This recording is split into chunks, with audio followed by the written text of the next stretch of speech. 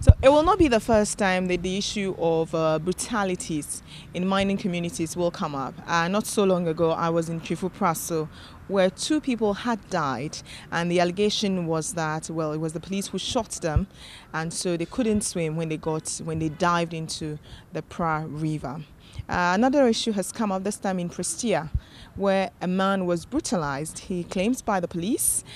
And he's very, very hurt, and he wants the government to do something about it. First of all, I'll let him tell you his story, and I'll move on from there.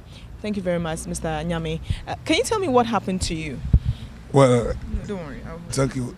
On Tuesday, 3rd September, we were to have a public hearing at Isuta, 4 kilometers away from Bondi. I had a call that some boys has been injured and has been at the same time arrested.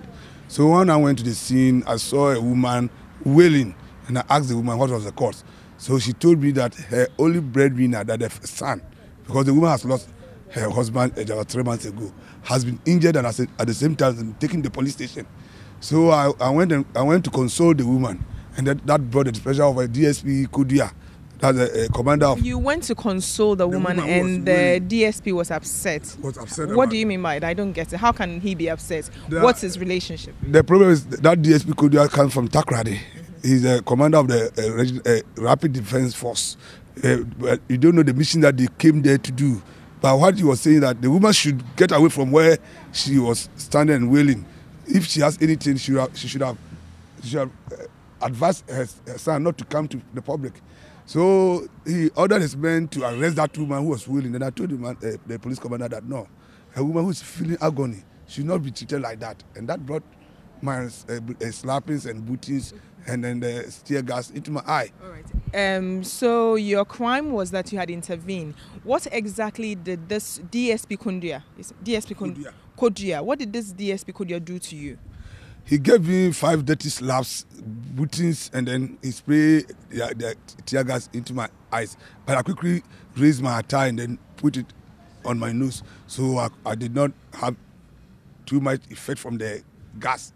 But the slapping and the bootings and the eyes, the spray in my eyes. So some good Samaritans around there took me to the hospital at Prestea. Okay. So there were people around who are witnesses to that. Did you make an official complaint against DSP Kodia? How do I make complaint against DSP Kodia? Because the superintendent at Prestea himself was among those who were hunting for the community activists who were fighting for their right. The superintendent Benwonchi. On Thursday, on Sunday, that 1st August, he led a team of policemen to Bondi to arrest some of the activists. What are the activists agitating? What are they agitating about? The reason is that Golden Star did a project at Prestea, that's a Plan North project, and there are so many mitigation plans which ought to have been addressed, but the company has refused to address that mitigation plans. So we are calling that they should address the first mitigation so that you can talk about the second project that they want to embark on. What happened with the first mitigation?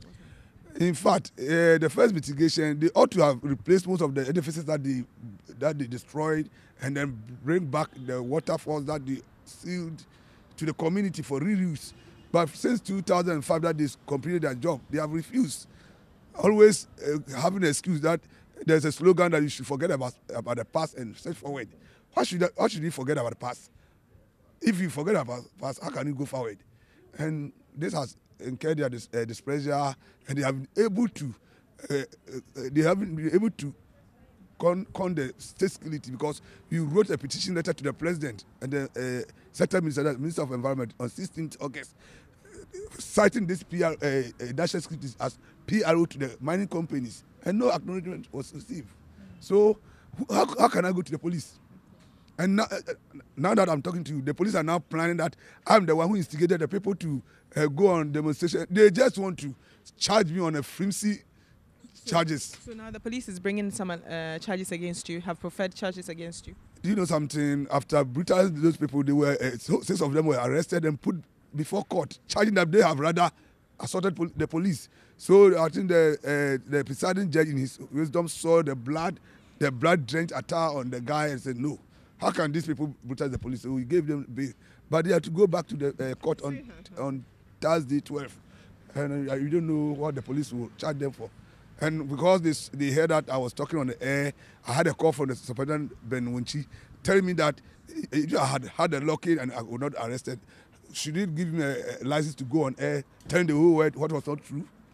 Okay. Did you have any wound, physical wound? Well, externally I didn't have, but I had a piece. But I have the other pictures with the secretariat, which depicts of the injuries and other things. All right. Thank you very much. Thank you too. All right. So right now, what are you hoping to achieve with this platform? Well, the problem is we are having 2 FM stations around us. When this all protests went on, they never reported it. They never reported it, and they chose to interview the superintendent, the DC, who was in support of the company, and never bothered to call any of us.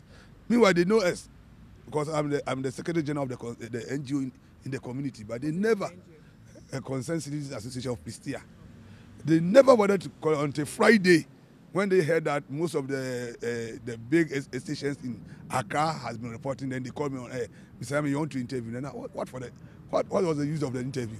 So I cannot run to the police at Prestea, and even that would have even given them the leeway to arrest me.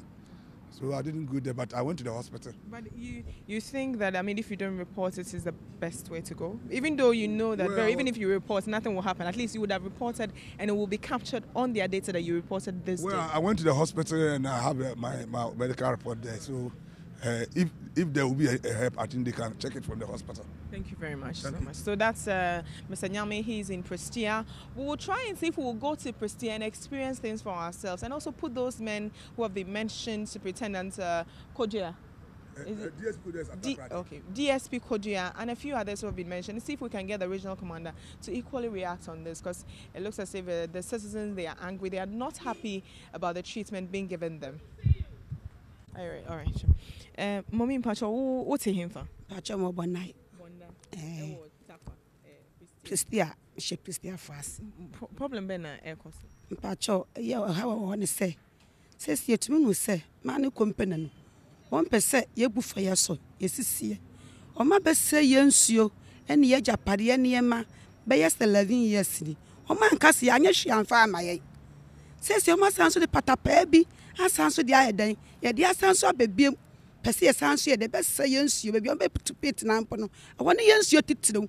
Enti ye de anka asem ma ye adwuma. Emom ne kan ye dan, anyi yensuo no, ema ye. Na se anya yensuo anoma, ye kunu kwadwuma ba, ye be ne yensuo ama wo manum. Na ye be yensuo ama ye mba adware akosu. E na ba so bia ma ne ba akosu. Na me be wo so na se ma yensuo amana. Obe na otumi akosu. Den no mo ka. Enti ese de waka ne se manu company no mo modna ase ba be dey. Den no omo ka wo say omo ase mu asase. Mo de kon den no mo. Ye ka omo nkase ye ho. Ye ka biala omo nkase ye ho. Say eja kwan so be adwuma no so omo nya hwenye dey emfa ma na je so ma fe hu wadi. Mo mpene mo be second. Ya mpene kwa ye makwa mo sanso fa second one so nye dey e ma che se. Well, they won't be to at the same. So first mine. The them so first man on your day. Oh my so just one diagram and want to be on your day. Yanya who juma. So first man see teacher in answer no. Any a good banano. Any yadibana the back can yakase any yama. Nasa or no what year we bears 4 years. Nasa walk. Yad needed 20 a day. Many a benyans and yansianum. Omo de bia ye edumasefo. E de bia ye Presteafo. The man be said be bonafo so. Entenya day. Yam pene mo ma ye dem adwuma no. Thank you very much. So you heard her. Okay. Can you further explain what the concern of the mining community is, and why are they accusing the Environmental Protection Agency when they are only doing their job? Yeah, I think we need to understand what the essence of these public hearings. By law, any activity that has an adverse effect on the environment must go through an environmental impact, assessment. And part of it is a public hearing. Essentially, the public hearings are supposed to give an opportunity to the developer, in this case, a mining company, an opportunity to explain the project to the community, explain the negative impacts of the to the community, and then also go a step further to explain how these negative impacts will be mitigated. And then the communities also have an opportunity to to ask questions and then raise concerns about the project. for incorporation in the final document. Isn't that what they are doing? Isn't that what? No, on paper that is what they are supposed to be doing, but in reality it is not being done. What is being done? The first thing is that the level of engagement is also very low. The law talks about participation of communities, but then we ask ourselves, what kind of participation? If you go and paste a notice on the district assembly wall, and then you come and tell me it is participation, that certainly is defective. If you go and notify the chief that I'm coming to have a mining company here, that is also not participation. So we are looking at genuine participation, going to the people, asking them what they want, explaining the project to them, letting them tell you their concerns, and then allowing them the opportunity to either accept the project or reject it. And that is what we call the FPIC, free prior informed consent. Do the people even understand it? How is it presented to them? And do they understand the technicalities, the details of it? If you can share more light. Obviously not. The EIA is a bunch of documents. Cumulatively, they can be up to 500 pages, written in very technical language. So some of us don't even understand it. But then the companies has a duty to break it down to the level where the communities will understand. And that is what they are not doing.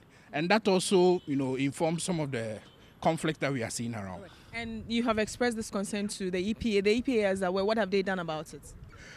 Well, I think nothing much. We've met them at several fora. We've raised this issue. They've expressed, reservations about how it is being done, and they've promised to do something about it. But as I said, it is not enough. We expect that a lot more will be done, to engage the communities, for them to understand. And where communities think that they don't want the mining operation, for God's sake, let's give them that right to reject it. And in the presentation, they did say that then the fora they are holding is illegitimate in the sense that people are not involved. Yes, by law. If you look at the law, what the law says that they have to be. Yes. So they describe it as illegal in that context, that the communities were not involved. And once they are not involved, whatever you do is invalid.